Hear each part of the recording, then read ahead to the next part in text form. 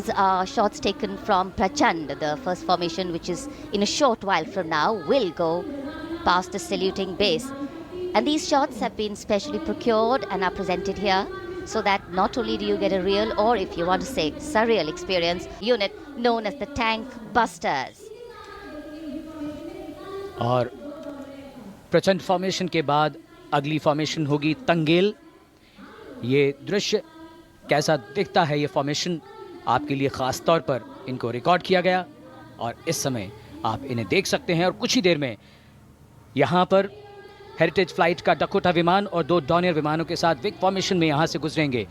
1971 के भारत पाक युद्ध में वायुसेना की ट्रांसपोर्ट फ्लीट की शानदार भूमिका को तंगेल एयर ड्रॉप से याद करते हुए इस फॉर्मेशन का नाम रखा गया है।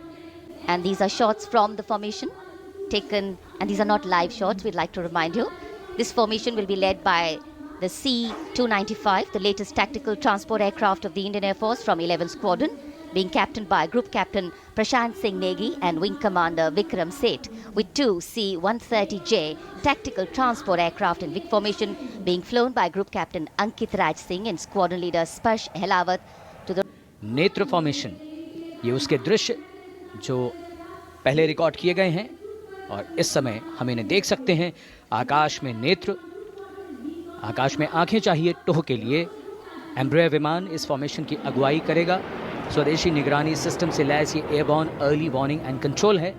ये शत्रु के विमान को बहुत दूर से पहचान कर अपने लड़ाकू विमानों को उन्हें नष्ट करने का निर्देश दे सकता है। That we are bringing for you, the pre-recorded ones are the closest that most of us can get an experience of actually being in one of these aircraft and flying them. Here, these are shots of the Varuna formation. Kartavya Path will now resonate with excitement. Varuna is the god of sea and rain, the deity of the coastal landscape, and according to an Indian Navy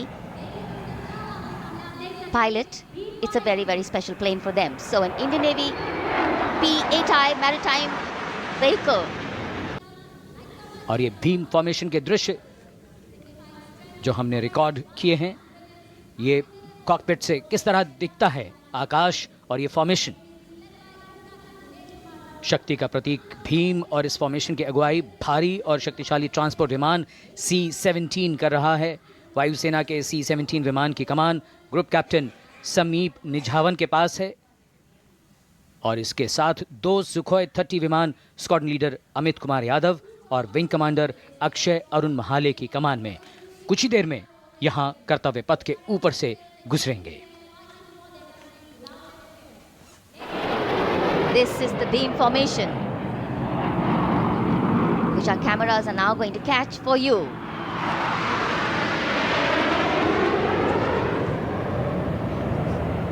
Though we all did pray to the sun gods, but yes, we got some, but we didn't get some.